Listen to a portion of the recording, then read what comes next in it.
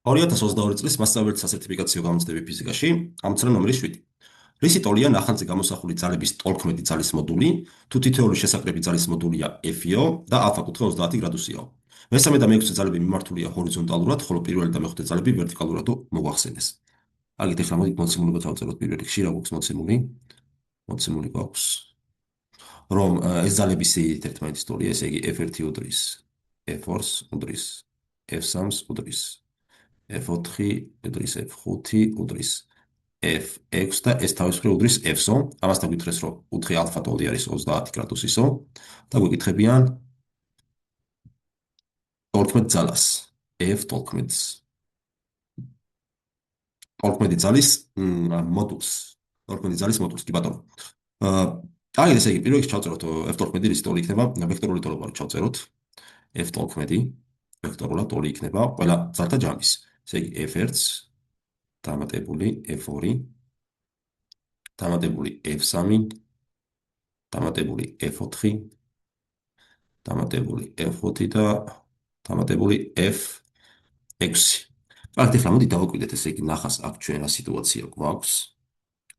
ნახაზე როგორც ხედავთ, მოდი ახლა შემოვიტანოთ პარალელურად კოორდინატთა სისტემა, მოდი x ღერძზე მიმართოთ ჰორიზონტალურად მარჯვნივ, ასე მიმართოთ x ღერძი. აი ამის გასწვრივ. ეს იყოს x ღერძი, შესაბამისად y ღერძზე მიმართოთ ვერტიკალურად ზემოს, ეს იყოს y ღერძი და ეს კუთხე თუ არის ალფა, შესაბამისად აი ეს კუთხეც იქნება ალფა, რადგან შიგაჯვარედინა კუთხეებია, ხო? ეს კუთხეც იქნება ალფა და მოდი განვიხილოთ გეგმილები ამ ტოლქმედიც არის x ღერძზე და y ღერძზე. აბა x ღერძზე რა გვიქნება, ესე იგი f ტოლქმედი x ღერძზე ტოლი იქნება f1x პლუს f2x პლუს f3x f4x პლუს f5x პლუს f6x. კი ბატონო, ეს თავის მხრივ ის ტოლია, ეს უდრის F1x, სად არის F1? F1 მიმართული არის y ღერძის გასწვრივ, შესაბამისად F1-ს x ღერძზე გეგმილი არ იქნება, ტოლი იქნება 0-ის, ამას დამატებული. F2 ძალის გეგმილი x ღერძზე ტოლი იქნება F2 სინუს ალფა და ალფა თუ 30 გრადუსი, ესე იგი შევდავწეროთ სინუს 30 გრადუსი. ამას დამატებული F3x, F3-ის გეგმილი x ღერძზე, რადგანაც F3 და x-ი ერთი წლის გასწვრივ ეყურებიან, ტოლი იქნება პირდაპირ F3-ის. ამას დაემატება F4x, F4x-ის გეგმილი ანალოგიურად იქნება F4 სინუს ალფა, ანუ სინუს 30 გრადუსი. დაემატება ამას F5x, რომელსაც გეგმილი x ღერძზე არ აქვს, რადგანაც y ღერძის საწინააღმდეგოდ იყურება, დამატებული 0 და ამას დამატებული F6x, რომელიც ტოლი არის, რადგანაც F6 და x ღერძი ურთიერთსაწინააღმდეგო მიმართულებით არის მიმართული, პირდაპირ მინუს F6 გვექნება. ეს კი ის ტოლი გამოდის, ახლა რადგანაც F2-ს, F3-ს, F4-ს და F6-ს ერთმანეთის ტოლია, შეგვიძლია ეს გავითვალისწინოთ. ასე ბატონო ჩემო, და რა დაგვრჩება, ესე იგი, ეს F და ეს მინუს F გაბათილდება და F სინუს 30 ტოლი არის.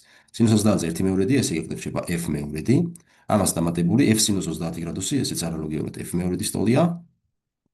და ეს ტოლი გამოდის F-ის, ანუ საიდანაც გამოდის, რომ F ტოლქმედი x ღერძზე ტოლი გამოგვივიდა და F-ის.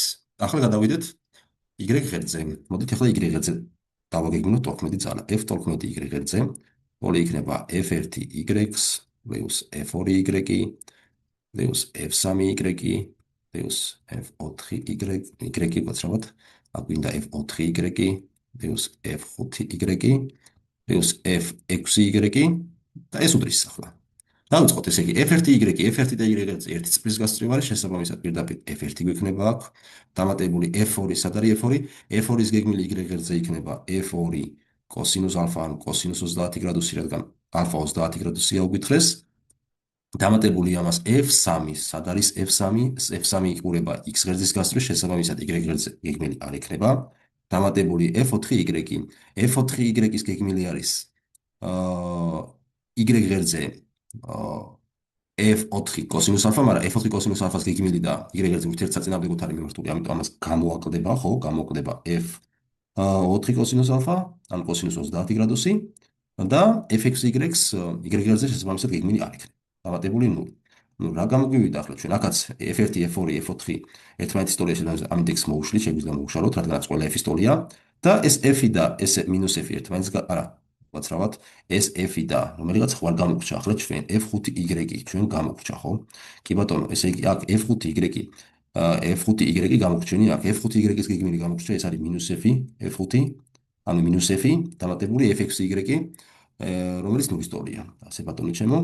ესე იგი, ეს f და ეს -f გაბათილდა. f კოსინუს 30 და -f კოსინუს 30-ის გაბათილდა და დაგვრჩა 0.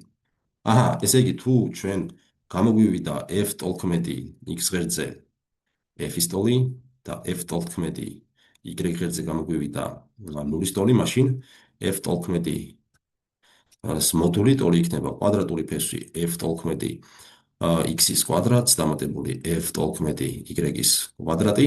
ეს კი ტოლი იქნება f ტოლქმედი x-ი არის f-ის კვადრატი მოგწევს კვადრატული ფესვი f-ის კვადრატს დამატებული f ტოლქმედი y-ის კვადრატი, f ტოლქმედი y ღერძზე იყო 0, შესაბამისად 0-ის კვადრატი გვექნება. აქ ეს კი ტოლია პირდაპირ f-ის.